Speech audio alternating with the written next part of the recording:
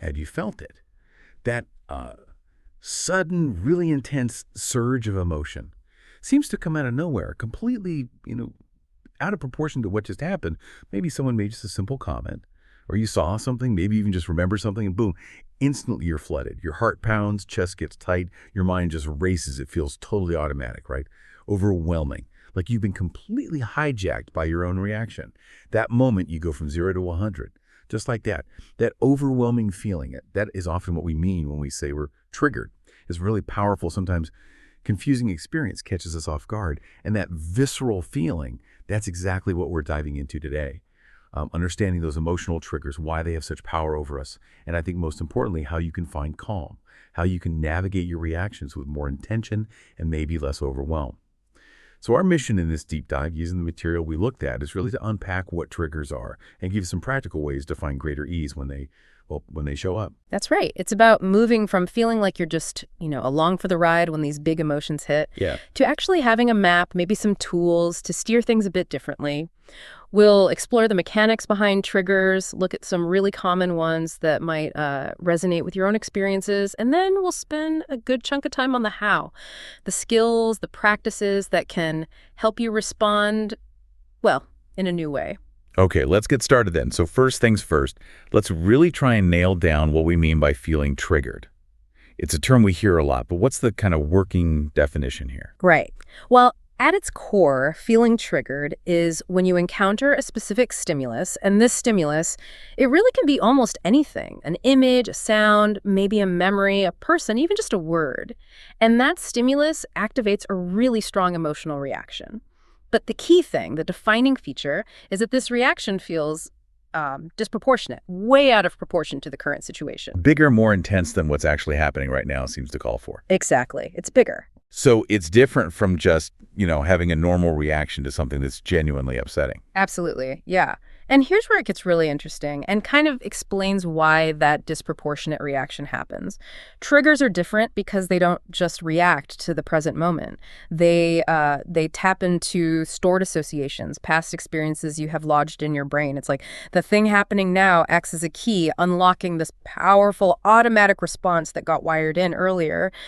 Your nervous system, specifically the parts linked to survival, like fight or flight, that reacts first. Your body's already gearing up, pumping adrenaline, maybe bracing for impact, while your logical, conscious thoughts are still, trying to catch up, trying to make sense of it all.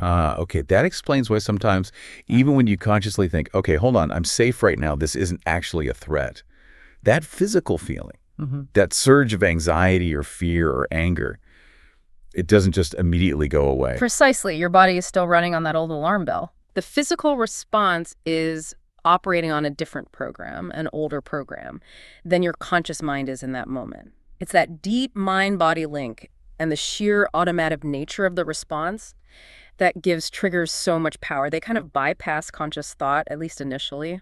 And the material we looked at really highlights how often these triggers are rooted in, our relationships, right? And our sense of self within those relationships. Oh, they absolutely do. Our interactions with people, our history of how we felt treated or seen or not seen, our fears around connection, belonging, that's incredibly fertile ground for triggers.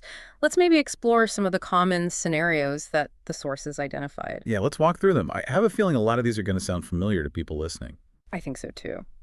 Okay, so one very common trigger scenario is that experience of feeling invisible. This is that feeling when you're in a group, could be family, friends, your partner, even at work, and you just feel like you're not seen, not heard. You might say something and it's just crickets. Or someone else says basically the same thing a minute later and suddenly everyone's discussing it. Ouch. Yeah, that stings. And it's not just about wanting attention, is it? It feels deeper than that. It really does. It's about feeling like your presence, your contribution, maybe your very existence in that moment just doesn't register. Doesn't matter. Yeah. It can definitely spark feelings of insignificance, really deep insecurity, makes you compare yourself to others, feel small, unseen. And closely related to that is the trigger of being dismissed. This happens when you, say, voice an opinion, or you try to set a boundary and maybe make a request, and the other person just kind of waves it away, ignores it, acts like it's totally unimportant. Ugh, that feels like a direct hit, like an invalidation of your worth or your needs in that moment. It does. It can feel like your voice just doesn't count, like your perspective or your limits are just irrelevant to them. Another trigger that's, well, maybe increasingly common these days is being ghosted. When someone you've been interacting with maybe closely, maybe just a friend you thought you had, suddenly just cuts off all communication, no explanation, silence. Oh, that leaves you in such a terrible limbo, that uncertainty. Absolutely. You're just left confused, asking endless questions inside your head. Was it me? Did I say something wrong? Did I do something? Did they find something out? That lack of closure is just agonizing, and it often sends your mind spiraling into negative self-doubt, trying to invent reasons, and usually you end up blaming yourself. Yeah, that makes sense. Then there's the trigger of being used. This is that feeling when you sense someone have benefited from you, maybe your resources, your time, your connections, your kindness, but without really asking, or maybe without any intention of giving back. Reciprocity. Like that friend who only seems to call when they need a favor, and then poof, they vanish again until the next time. Exactly that. There's this imbalance, this feeling that the relationship is just transactional and really one-sided. It can leave you feeling pretty devalued, like you were just, a means to an end for them. Okay.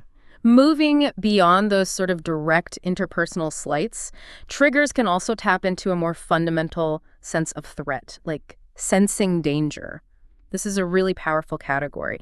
And it's not always about an immediate physical threat, although it definitely includes that. It's often this acute, visceral feeling that something catastrophic, emotionally or physically, is just about to happen. Can you give some examples of that? What did the sources mention? Yeah, the material talked about things like the feeling that a deep secret is about to be exposed, or sensing the presence of someone you know is unsafe for you. Maybe witnessing a child being shamed, or feeling the imminent threat of losing your job. Even a sudden intrusive thought or flash anticipating something terrible, like a car crash or violence. It's that overwhelming feeling that the bottom is about to drop out and something awful is unavoidable. Wow. So your whole system just goes into red alert, anticipating disaster. Precisely. And, triggers aren't always caused by an external event happening right then and there. Sometimes it's just the simple, quiet awareness of feeling utterly alone. This can just surface sometimes. You might be physically by yourself or maybe even in a crowd, and this realization just hits you that there's no one specifically connected to you, no one you feel you could call if you really needed someone urgently. That awareness itself can trigger really intense feelings: sadness, fear, despair. That really highlights how triggers can be entirely internal, can't they? Yeah. It's a recognition of a reality that feels overwhelming when you really let it land. It does, yeah. Another relational trigger is the feeling of being controlled and asunder smothered. This often happens in close relationships. It's where someone is maybe making choices for you, dictating your actions, or perhaps being excessively clingy in a way that just feels stifling, like it's preventing you from being your own person. Like your space or your identity is being invaded or eroded somehow. Yeah. Yes, exactly. That sense of suffocation. Like you can't breathe or move freely. It can feel like your independence is really under threat. And finally, there's the trigger related to being vulnerable. This one feels a bit complex because isn't vulnerability often talked about as something important, like key to connection? It absolutely is. And when vulnerability is met with support, opening up can be incredibly healing. However, and this is the key part, vulnerability inherently involves risk because you just cannot control how the other person is going to respond. Sharing something deeply private, a feeling, a thought, a hope, it makes you feel exposed. Now, if that exposure is met with acceptance, yeah, it's calming, it builds connection, but if it's met with judgment or dismissal or just indifference, the pain can actually be far worse than if you just kept it hidden. Right. So for someone who usually keeps their guard up, the sheer act of opening up, kind of regardless of the response, can itself be triggering because it feels inherently unsafe or deeply uncomfortable. The fear of what might happen, the potential negative outcome, makes the act itself feel terrifying. Exactly. So, okay, those are some of the common scenarios. But how do these triggers actually, show up in our bodies? You mentioned the nervous system reacting first. Yeah. This brings us right to the crucial mind-body connection. Our emotions aren't just thoughts floating around in our heads. They are physiological experiences. They happen in our bodies. The material really emphasizes that if emotions aren't fully processed, they can sort of become trapped in the body. This can manifest as chronic physical symptoms, persistent tension, or a nervous system that gets kind of stuck in certain states. Like the freeze state that's often associated with trauma. Precisely that. Trauma can lead to the nervous system getting locked into states of high alert fight or flight or shutdown, which is the freeze state, linked to something called dorsal vagal activation, somatic therapies things using breath work, specific movements, body scans. They're designed to increase your awareness of these physical sensations. The goal is to help the body process that stored emotional energy and kind of move out of those stuck states. So instead of trying to just think your way out of a feeling, you're encouraged to pay really close attention to what's happening physically in your body. Exactly. Like the meditation teacher, Kimberly Brown, talks about this. When she feels anxiety, she notices the physical sensations, the tightening in her chest, that jittery feeling, the rapid thoughts. The practice isn't necessarily to make the anxiety disappear immediately, but to greet it with curiosity and maybe even kindness, asking yourself, okay, what is this feeling? Where is it located in my body? What does it actually feel like? Is it tension, heat, vibration? Are my hands clenched? Are my shoulders tight? Is my stomach in knots? This deliberate exploration of the physical sensations of the emotion is incredibly grounding. And kind of paradoxically, it can actually reduce the feeling of being overwhelmed because you're breaking the emotion down into observable parts rather than just this big, scary blob. And the vagus nerve. Yeah. That's a key player in this whole mind-body connection thing. Oh, it absolutely is. The vagus nerve is like the main highway connecting your brain to many of your organs, heart, gut, lungs. It's a huge part of the autonomic nervous system. It influences both the sympathetic branch, that's your fight or flight, and the parasympathetic branch, which is rest and digest. When we're triggered, the sympathetic system usually kicks in, or sometimes, like we said, that dorsal vagal system leads to a freeze response. Stimulating the vagus nerve helps activate the parasympathetic system. It helps shift you towards rest, relaxation, calm. Okay, and what's one of the simplest, most accessible ways to actually stimulate the vagus nerves? Is there something easy we could do? Yeah, there is. Deep, slow, intentional breathing. The material really highlights this as a powerful tool that's available to almost everyone, anytime. Slowing down your breath actually signals safety to your nervous system. It lowers your heart rate, reduces blood pressure, and begins to shift your body out of that survival mode response. It's a direct, conscious way you can influence that automatic physical reaction we were talking about earlier. So when you feel that surge coming on, just slowing your breath down, that's a concrete, immediate first step you can take. It's one of the most fundamental and, frankly, most effective starting points, which brings us to, really, the absolutely critical first principle in managing triggers. Awareness precedes change. You just cannot change something if you aren't aware of it. You have to notice what's happening inside you first. Can't just react blindly. Exactly. Developing awareness means becoming like a diligent observer of your own emotional landscape. Tracking your emotions, maybe you use a journal, maybe a mood tracking app, maybe you just mentally note them. It helps you start to identify patterns in what triggers you and how you tend to react before those reactions become completely automatic and feel totally unavoidable. It's like gathering data on yourself. Becoming a curious detective of your own inner world. A very curious detective. Yeah, I like that. The material reinforces this by suggesting you explore the physical sensations tied to your emotions, just like we discussed with Kimberly Brown's example. Ask those questions. What is this feeling? What does it feel like in my body? Where is the tension? This kind of embodied curiosity builds awareness right from the ground up. And it can significantly reduce that feeling of being utterly overwhelmed by breaking the emotion down into parts you can actually observe. Okay.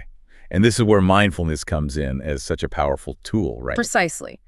Mindfulness is presented as really a core skill set here. It's the practice of intentionally paying attention to your thoughts, your feelings, your physical sensations, your actions, but doing it in the present moment and, crucially, without judgment. A key part of this non-judgment is something called radical acceptance, which basically means accepting reality exactly as it is in this moment, even if you really don't like it. Accepting something you don't like. That feels counterintuitive if you want things to actually change. It really does seem that way at first, and that's honestly one of the most powerful insights here. Radical acceptance isn't resignation. It's not saying you approve of something bad. It's simply recognizing that the present moment is what it is because of this infinite chain of past events, like a long line of dominoes falling. The material highlights that fighting reality, judging it, this shouldn't be happening, I shouldn't feel this, that's what creates suffering. It fuels anger, resentment, depression. Accepting it allows you to stop struggling against what is, and that frees up energy to actually deal with the situation effectively. There was an example of someone named Thomas who saw everything as either all good or all bad. That shows how judgment just distorts reality and creates needless suffering. Learning to recognize judgments, maybe by tracking them and practicing techniques like judgment diffusion, like imagining those judgmental thoughts just floating away like clouds, that helps you detach from them. So the practice is seeing the judgment is just a thought, not necessarily the absolute truth, and just letting it pass by. Yes, exactly. Yeah. And recognizing that judging the present moment doesn't actually change it, it just adds another layer of pain on top. Mindfulness also helps because it trains your attention. When you're triggered, your mind can feel like it's jumping all over the place, right? So learning to focus your attention on one thing at a time, whether it's your breath or a physical sensation, or maybe something in your environment that helps ground you. It helps manage the intensity. Simple practices like just focusing on your experience for one single minute or deliberately shifting your attention between your internal world, thoughts, feelings, and your external world, sights, sounds, that builds this capacity. It's like training a muscle. You get better at it. And enhancing mindfulness with kindness and compassion towards yourself and towards others makes the whole practice much more sustainable and frankly more healing. This means speaking gently to yourself when you're struggling, offering yourself phrases of kindness, almost like singing a lullaby internally. Things like, may I be safe, may I be happy, and then extending that kindness outward, even towards difficult people, trying to recognize their shared humanity, their own inherent desire for happiness. That perspective can help release your own resentment. That ocean metaphor you mentioned earlier comes to mind, seeing your emotions as these temporary waves on the vast ocean of your being. They can be intense, but they're waves. Exactly. It helps you identify with your larger capacity for peace and presence, rather than feeling completely consumed by the temporary intensity of one particular wave. And these mindfulness skills, they can be applied directly in our interactions through mindful attention in relationships. Yeah, because that's where triggers so often happen, right? Yeah. In our interactions. Yes, absolutely. It means being truly present with the other person during a conversation, noticing their facial expressions, their body language, their tone of voice, the actual words they're using. But it also means noticing your own internal experience during that interaction, your feelings, your needs, your physical sensations as they arise. Instead of being stuck up in your head, rehearsing what you're going to say next or trying to mind read what they're thinking. Precisely. That kind of internal focus makes you miss crucial cues, both from the other person and from yourself. Being mindfully present allows you to stay connected to the actual dynamic as it unfolds. It helps you identify what might need to change in the relationship before issues escalate into huge problems, asking direct, mindful questions like, how are things between us? Or, hey, I noticed this specific behavior. Is that accurate? Like the example of Bill asking his girlfriend Gina. That opens the door for real, authentic conversation and helps prevent misunderstandings built on assumptions. Okay, so mindfulness gives you the awareness. It lets you see what's actually happening, both inside you and between you and others. It's the foundation, definitely. Now, even with awareness and mindfulness practice, there are still going to be moments when emotions feel just too intense, too overwhelming to process directly, like a tidal wave hitting you. That's where distress tolerance skills become absolutely essential. Okay, so these are like emergency skills Right. for getting through the immediate crisis. Exactly. Think of them as emergency tools, or maybe survival skills, for when you're in emotional pain that just feels too hot to handle right now. They help you get through that difficult moment without making things worse. They give you time to soothe yourself, regain some composure before you try to solve the problem or process the deep emotion. And it's really crucial to understand this is different from just avoidance. Avoidance is ignoring the problem altogether. Distress tolerance is about temporarily coping with the intention of dealing with the situation later, when you're calmer. Okay, that distinction makes sense. So how do you hit that pause button effectively? What are these skills? Well, one key set of skills is distraction. This just means temporarily shifting your focus away from the painful emotion. The material we reviewed had this huge list of diverse activities you can use to distract yourself seriously. Everything from talking to friends, exercising, doing chores, cooking, playing with pets, reading, writing, to planning trips, or even making silly lists like celebrities you'd want to be friends with. The key is to immerse yourself, really engage in something else for a short period. Remember Anna, the example of getting angry waiting in that long line? She used distraction by taking a time out from the whole situation. She just left the store and came back later when it was less crowded. So it's about consciously redirecting your attention and energy, putting it somewhere else, somewhere productive or at least neutral until that intense peak of emotion passes. Precisely.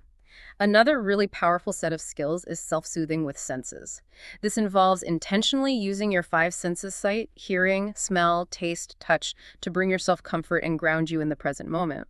What works is super personal, so it's really about experimenting and finding what works for you. Can you give some examples, like for each sense? Absolutely. Okay, so for sight, you might look at calming images, maybe nature scenes, art you love, photos of people or pets you care about. For hearing, listen to soothing music, and that could be any genre that works for you, or nature sounds, or even just mindfully listening to the sounds around you right now. Smell, maybe using a pleasant lotion, lighting a favorite candle, stepping outside to smell the air or flowers. Taste might involve slowly savoring a favorite meal, or having a piece of hard candy or gum. There's a note here, though. If food is a difficult area for you, maybe focus on the other senses. And touch. You could carry something soft in your pocket, take a warm bath or a cool shower, hug a pet, get a massage. The material even mentions options like chair massages if, a traditional massage feels too vulnerable due to touch sensitivity. The goal is to deliberately activate your parasympathetic nervous system, that rest and digest system, through comforting sensory input. It's like giving your nervous system a different message, You're right. a comforting one to focus on, instead of just the alarm bells ringing. Exactly that, yeah. Another important skill is connecting to your values. When you're really distressed, remembering what is truly important to you, your core ethics, your principles, your ideals that can provide strength and perspective. Identifying your values, maybe using a questionnaire like the one mentioned, and then planning actions that align with them. That can give you a why, a reason for enduring difficult moments. It helps you feel more grounded in your life's purpose. So you remind yourself what you're ultimately striving for, or what really matters most, and that somehow helps you tolerate the pain in the moment. Yes, it connects you to a bigger purpose that exists beyond the immediate discomfort. And related to this is identifying your higher power or connecting to the big picture. Now, this isn't necessarily religious, though it can be. It's more about having faith or trust in something bigger than yourself, whether that's a traditional concept of God or the universe, the inherent goodness of humanity, or maybe even the strength you draw from people you admire. How did that help with the distress, though, connecting to something bigger? Well, recognizing your connection to something vast and enduring can make your personal distress feel, well, less overwhelming in comparison. It puts it in perspective. Activities could include engaging with your faith community, reading meaningful texts, spending time in nature, contemplating the stars or the ocean, observing plants and animals, or doing meditative practices like visualizing light or roots connecting you to something larger. It can provide a sense of perspective, strength, and sometimes safety. And finally, coping thoughts are a really practical tool. These are just short, strong statements you can repeat to yourself to remind yourself of your strength and resilience during distress. Like positive affirmations or mantras, those kinds of things. Yes, exactly. Statements like, "This situation won't last forever," or "I've survived worse things than this. This too shall pass. I am actually safe right now. I can handle this." Even just, "So what?" Mm-hmm. The materials suggest writing them down, keeping them visible maybe on your phone or a sticky note so they become more accessible, more automatic when you really need them. Remember Jim losing his watch. Instead of spiraling into, "I'm such an idiot," he used the coping thought, "Mistakes happen, nobody's perfect." And that shifted his internal response. Okay, so distress tolerance is really about surviving that immediate wave without getting completely swept away. Using these techniques to soothe and distract yourself until you can think a bit more clearly again. Precisely. And once you've kind of regulated that immediate distress, then you can work on emotion regulation, which is more about managing the underlying factors that make you vulnerable to those overwhelming emotions in the first place. This involves looking at both physical and cognitive thinking aspects. So addressing the things that make you more likely to get triggered or feel overwhelmed to begin with, like prevention. Exactly. Building resilience. A key first step here is simply practicing recognizing your emotions. And this goes beyond just saying, "I feel bad" or "I'm upset." It involves identifying the specific primary emotions like anger, sadness, fear, and maybe secondary emotions like shame over feeling angry and noticing the physical sensations that go along with them. The material suggests using a structured approach like a worksheet to analyze past situations, figuring out when something happened, what the event actually was, how you felt, both emotionally and physically, what urges the emotion created, like wanting to withdraw or lash out, what you actually did or said, and then what were the later consequences. Lynn's example was really vivid here, showing that chain reaction, starting with anger, hopelessness, shame, leading to physical tension, urges for self-harm and yelling, and ultimately behavior that put her job at risk. Yeah, that kind of analysis really shows how quickly one emotion and its urges can snowball into destructive actions if you're not aware of the whole chain. It really does. And sometimes just practicing saying the emotion out loud, right now I feel angry, right now I feel scared, can increase your awareness and even begin to lessen its grip a bit. Keeping an emotion log helps track these patterns over time, too. This all highlights the strong link between intense emotions and behaviors. Really strong emotions often drive ineffective or even self-destructive actions, things like self-harm, substance abuse, maybe manipulation in relationships, disordered eating. Identifying these behaviors, recognizing their temporary reward, like maybe brief relief from the intense feeling, but also their significant long-term costs, is crucial. So the behavior might feel like it helps for a second, but it actually causes way more problems down the line. That's very often the case, yes. So to build resilience, you need to reduce your vulnerability. And this includes reducing physical vulnerability. Your physical health is just fundamentally linked to your emotional state. You can't really separate them. Okay, how exactly does physical health impact our emotional triggers and resilience? Well, think about it. Everything from your diet to your sleep affects how you feel and cope. Poor nutrition, especially diets high in sugar or unhealthy fats, can lead to energy crashes and mood swings. Lack of sleep, and most adults really do need 7 to 8 hours, seriously impairs clear thinking, emotional regulation, and good decision-making. Caffeine, alcohol, and other drugs often disrupt sleep patterns too, and can cause or worsen anxiety, depression, or irritability. Regular, moderate exercise, like 30 minutes most days, is incredibly important for both physical and mental health. It helps regulate mood, burns off stress energy, and of course, unmanaged illness or chronic physical pain drains your resources significantly, making you much more vulnerable to emotional triggers. So seeking medical help and following treatment plans is vital. And substance abuse. Beyond the temporary mood shifts, it can lead to dependence, dangerous withdrawal, and requires professional help if it's become an issue. Wow. So really taking care of your physical body, sleep, diet, exercise, managing illness, it's not just a nice to have. It's actually a non-negotiable part of managing your emotional well-being and resilience. Absolutely foundational, yeah. You're basically building a stronger base to stand on when the emotional storms hit. Now, let's also look at reducing cognitive vulnerability, how your thinking patterns can make you more vulnerable. So our thoughts themselves can be triggers or make triggers worse. Yes, definitely. Trigger thoughts are those specific thoughts that cause emotional pain. Often they're old criticisms you've internalized, maybe from childhood, or harsh self-judgments like, I'm such an idiot, I always mess up. Just dwelling on these thoughts significantly intensifies negative emotions, sometimes even without any obvious external trigger happening. Another cognitive trap is filtering. This is where you focus only on the negative aspects of a situation and completely ignore or discount any positives. This inevitably leads to feelings of hopelessness. The examples in the material were great illustrations of this. Ziva, the student who got mostly A's but felt like a loser because of one poor test grade, filtering out all her other successes. Or Antonio, who felt abandoned because his girlfriend was busy for a few hours, filtering out the fact that she was still planning to see him later.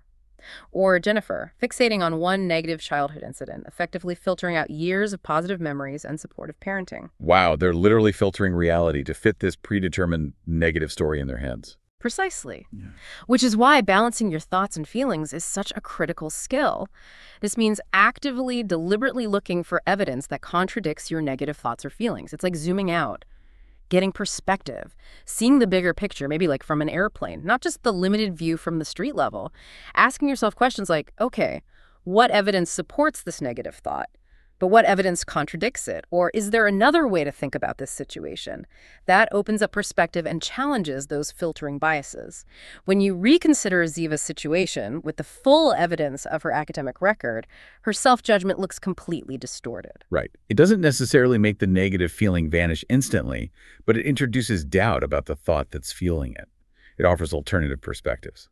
Exactly. It creates space for hope and for more balanced reactions in the future. Okay, so once you've maybe identified a trigger, you've felt the emotion, and you recognize the urge to act in an ineffective way, like, say, withdrawing when you feel sad or attacking when you feel angry, a very powerful skill is doing the opposite of your emotional urges. Whoa.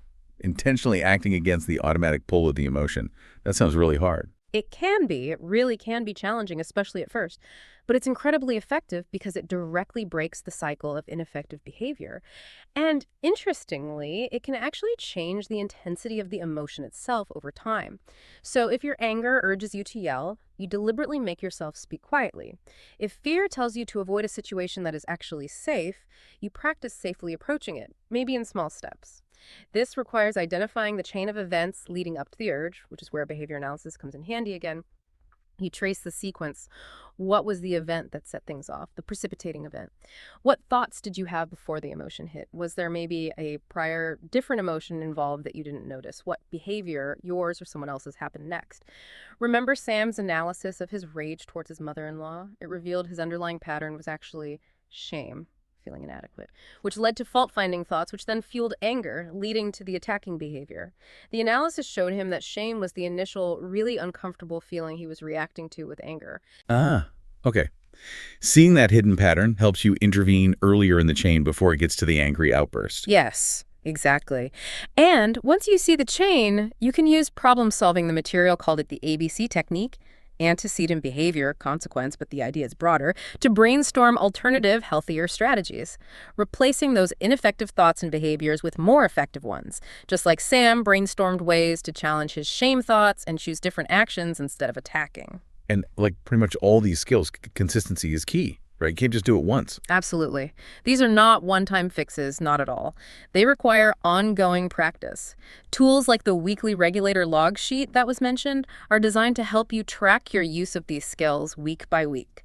Things like managing your physical and cognitive vulnerability, noticing positive events, practicing watching and accepting emotions, doing opposite action, problem solving.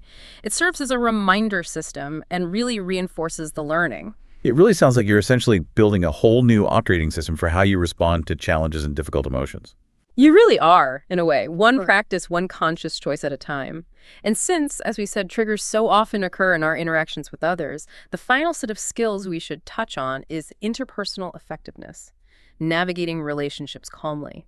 These skills are all about helping you get your needs met, set boundaries effectively, and manage conflict constructively without damaging the relationship or your own self-respect in the process. We touched on mindful attention in relationships earlier.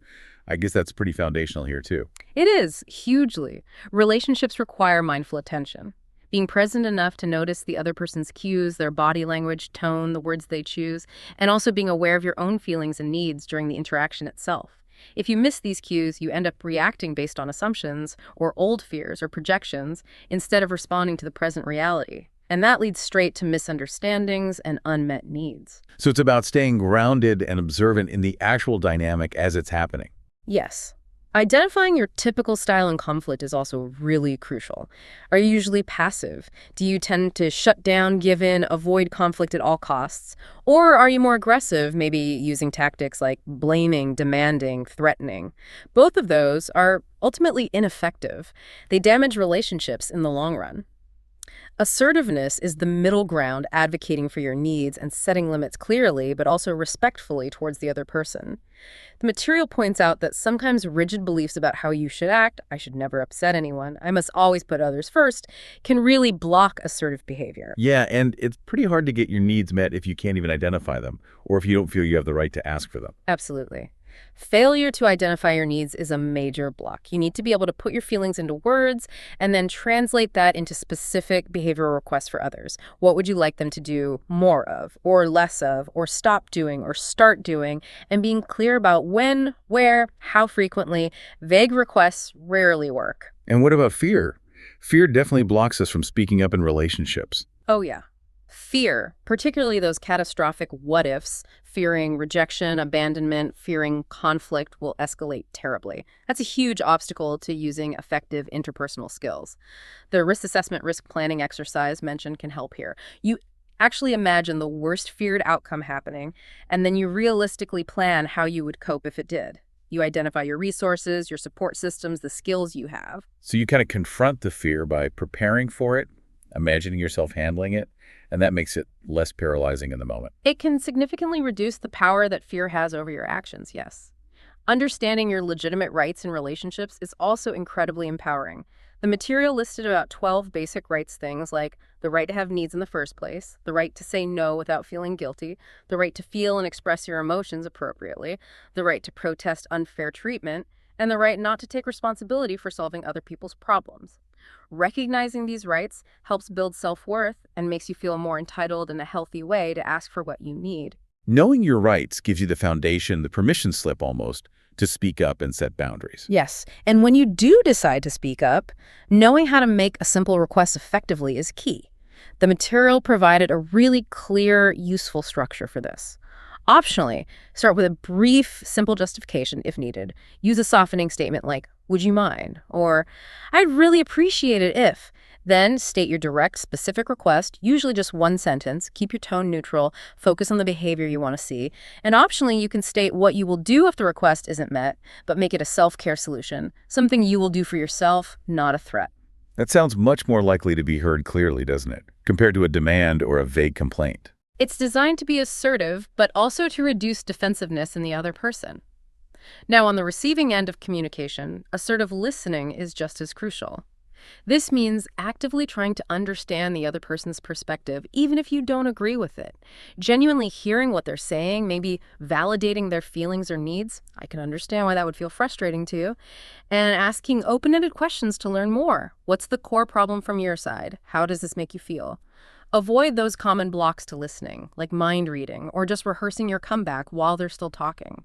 Mutual validation is powerful, acknowledging both perspectives. Okay, I understand how you see it, and, on my end, I feel. Hmm. Hearing the other person out first, really trying to understand them, probably makes them much more likely to actually hear you when it's your turn. Absolutely. It de-escalates tension right away. Other useful techniques mentioned include saying no clearly, which involves validating the other person's need or request first, then clearly stating your preference not to do it. And clouding, which is where you agree in part with a criticism to kind of diffuse the situation without accepting the whole judgment, like saying, that may be true, or perhaps you're right that sometimes I. And when conflict really requires compromise, negotiation skills are vital. The material offered the Raven checklist as a guide. Relax. Avoid aversive behavior like blaming or threats. Validate the other person's perspective or needs. Examine your own values, what's most important to you here, and maintain a neutral voice. The key is approaching negotiation with the goal of finding a solution that addresses some of both people's needs rather than trying to win the argument. Okay, so finding a solution that works well enough for everyone involved, not just getting your own way completely. Yes. And just like all these other skills, persistence in interpersonal skills is necessary. You're not going to get it perfect every time. You'll mess up, but you learn from it. Reviewing interactions afterwards, maybe using something like a conflict log, helps you see your patterns. Where did you fall back into old passive or aggressive habits? What fears or beliefs blocked you? Remember Claire's example? Driving with her friend Laura. Yeah. She used mindful driving, she managed Laura's judgments, used her wise mind to avoid an impulse buy, chose to drive home silently rather than argue right then. That was an effective behavior choice. And later, she used mindful I statements to address her hurt feelings with Laura calmly. That wasn't easy. It was a conscious application of multiple skills, probably learned over time. Right. It takes practice, learning from the attempts, messing up, and then trying again. Exactly. The capacity for real change in your relationships is absolutely there, but it requires consistent, mindful effort. It doesn't just happen overnight. Wow. Okay. We've really gone deep today, haven't we? We started with that really visceral feeling of being triggered, understanding how it kind of hijacks our nervous system, our bodies. By tapping into these old associations, we explored some really common scenarios where triggers show up, especially in our relationships. And then we shifted hard into the practical side, how cultivating awareness is that non-negotiable first step. How mindfulness helps us observe our experience without judgment layering on top. How distress tolerance skills give us those crucial tools to just survive the really intense moments without making things worse. How emotion regulation helps us build resilience by managing our physical and cognitive vulnerabilities. And finally, how interpersonal effectiveness empowers us to navigate those relational triggers with much greater skill and assertiveness. It really underscores that you're not just at the mercy of these overwhelming emotions. While they can feel so automatic and incredibly powerful, these skills offer a real path towards greater agency. They allow you to choose your response more often, rather than just reacting on autopilot. Yeah, life is hard. Let's be real. And triggers are a fundamental part of being human. We all have them. But by bringing awareness to these patterns, understanding that mind-body link we talked about, and consistently practicing this diverse set of skills, from regulating your breathing and exploring physical sensations to challenging negative thoughts and asserting your needs respectfully, you really can fundamentally transform how you experience triggers. They start to shift from being purely disruptive forces that knock you off balance to maybe becoming signals, guideposts that illuminate where you still need to practice, where there's opportunity for growth. It's a continuous process, though, building these capacities step by step, moment by moment, day by day. It's a powerful shift, isn't it? From feeling controlled by your reactions to understanding and navigating them with more skill. And as we wrap up this deep dive today, here's maybe a provocative thought to leave you with. If your triggers are so deeply rooted in the past, in stored associations, how might truly, radically accepting the present moment, exactly as it is without judgment, how might that begin to gently, perhaps fundamentally, rewrite the script of your future emotional reactions? That's definitely something to consider, yeah. Thanks so much for joining us for this deep dive. My pleasure. Until next time.